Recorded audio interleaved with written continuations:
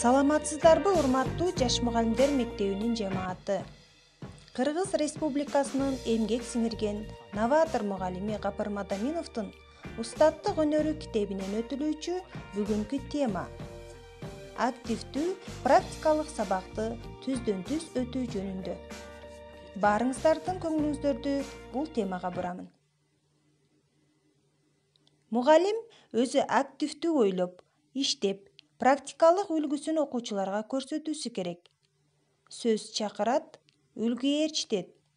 Активдүү практикалык ишти уюштуруу үчүн ыңгайлуу учур бул үй тапшырмасын текшерүү, жаңы теманы түшүндүрүү жана бекемдөө.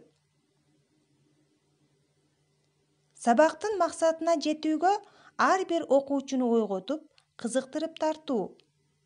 Жаңы тема башталышында бир-эки парадокс, жаңылык, суроо, информация жана башка менен окуучулардын ойлоосун, темага кызыгуусун ойготуу.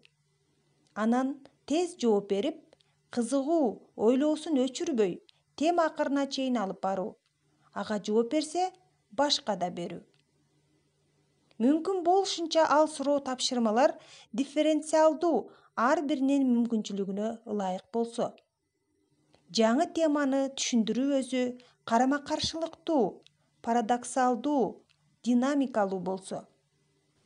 Проблемалык жагдай түзүп, окуучулардын көңүлүн топтоштуруу. Проблеманы чечүүдө мини-дискуссия уюштуруу. Суроо берип, жарым-бир минут убакыт берип, тынч олтуруп, ойлонтуруп, издетүү. Берилген жоопторду коллективдүү салыштырып, мыктыларын тандоо. Талаш-тартыш дискуссияны унчукпай, иштеп, ойлонуп, сүйлөп, китеп же башка каражаттар иштөө менен айкалыштыруу. Теманын айрым оңой бөлүктөрүнө окуучулардын өз алдынча окуп, үйрөнүүсүнө өздөрүнө убакыт бөлүү, шарт түзүү. Окуучулардын ар бири темада эч болбосо өз акыл, жөндөмү жете турган бөлүгүнө келгенде өз оюн, пикирин айтуусу, жооп берип туруусу жөнүндө мугалим ойлоп, кам көрүүсү зарыл. Себеби бул окуучуларды активдештирүүдө эң маанилүү учур. Качан окуучу өзү да бир ой, сөз айтып, анысы мугалими, көпчүлүк тарабынан кабыл алынса, андан да артыгы жактырылса, ошондо ал окуучу өзүнүн да маанилүү экендигин бир аз сезет. Анын андан ары ойлонуусу, аракетине стимул болот. Көпчүлүк окуучулардын пассивдүү болуусунун себеби эмнеде? Биринчи, алар эч качан жооп бере албайт. Берген жообу эч кабыл алынып, жактырылбайт. Кабыл алынса да, жасалма кабыл алынып, жактырылат. Ошол себептүү андай окуучулар сабакта кайдыгер, сабактан сырт, башка нерселерди ойлоп же жасап олтурат. Сабактын активдүүлүгүнүн эң зарыл шарты бул сабак учурунда ар бир окуучу өзүнүн сөзү, ою сабак үчүн маанилүү, орчундуу керек экендигин мугалимдин сездирүүсү, ошого шарт түзүп жетишүүсү. Окуучу эч качан эгер туура эмес жооп берсе да, ой-пикир, сунуш айтса да, класста мугалим, окуучулар тарабынан шылдың болбосун сезип билүүсү керек. Бул тууралуу устатыбыз Гапар Мадаминов сабакта окуучулардын активдүү ойлоп, аракеттенүүсүнүн бир сыры ачкычы мына ушунда. Албетте, капа кылбай, осол кылбастан сындоо, катасын көрсөтүү керек деп белгилеген. Сабакта ким пассив болот? Сабакта түшүнбөгөн окуучу. Өзү да, ой-пикири да. Мугалим, окуучулар тарабынан кабыл алынбаган окуучу. Мугалимге өчөшкөн, классташтарына өчөшкөн окуучу. Адилетсиздикти көргөн. Мугалим сабакка кызыктыра албаган.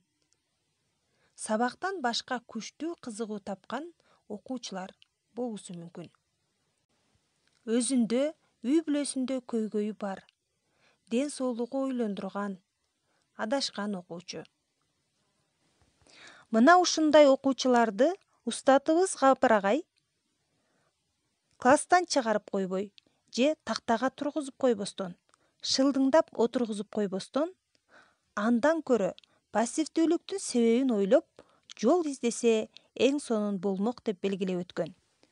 Сабак өтүүдөгү мына ушундай көйгөйлөрдү чечүүгө устатыбыз төмөнкүдөй ыкманы сунуштайт.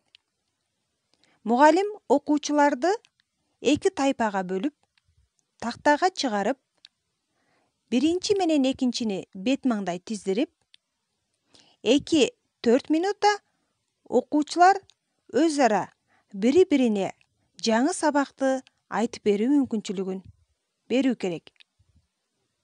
Мисалы, бирлер экилерге же ак гүлдөр кызыл гүлдөргө 2 минутадан теманы сүйлөп беришет. Бул учурда мугалим аралап, процессти көрүп, күзөтүп, ызы-чууга аралашып жүрөт. Бул этап окуучулардын жаңы теманы өз ара айтышуу, өз ара түшүндүрүү этабы болот.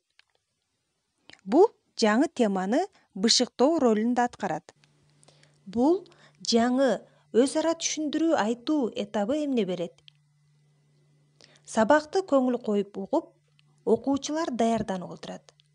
Себеби адаттагы сабакта мугалим бир-эки эле окуучулардан суроого үлгүрсө, мында дээрлик бардыгы жооп берет. Окуучулар бир калыпта отуруп иштөөдөн эс алат.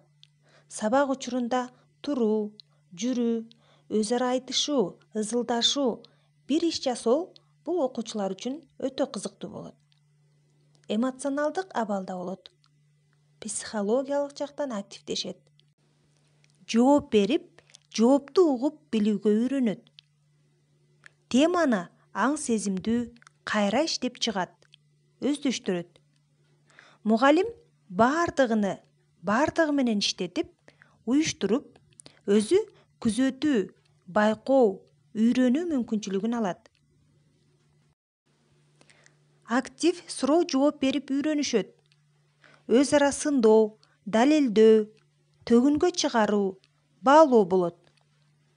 Мүмкүн даражада окуучулар өздөрү каалаган жерде парта, такта, бурч, терезе жана башка жерлерде каалагандай сурап жооп берет. Бул эркиндик окуучулар үчүн кымбат жана кызыктуу. Сабакта көбүнчө жооп бербеген окуучулар да суралып, жооп берүү мүмкүнчүлүгүнө ээ болот. Окуучулардын сүйлөө речи өсөт. Мугалим бир аз бошоп, эс алып, ойду топтоп турууга мүмкүнчүлүк алат. Түшүнүктөр системасы, таяныч сигналдар иштелет. Окуучулар өз катасын, кемчиликтерин башкаларга салыштырмалуу сезип билет. Жаңы теманы өз ара айтуу, түшүндүргөн этабында мугалим окуучулардан 1-2 өзүнө ассистент, жардамчы кылып алса болот. Урматтуу жаш мугалимдер, сиздерге бүгүнкү теманын мазмуну менен тааныштырган Гапыр агайдын шакирти, Жаш мугалимдер мектебинин координатору мен Бердиева Гүлназа болдум. Көңүл бурганыңыздар үчүн чоң рахмат.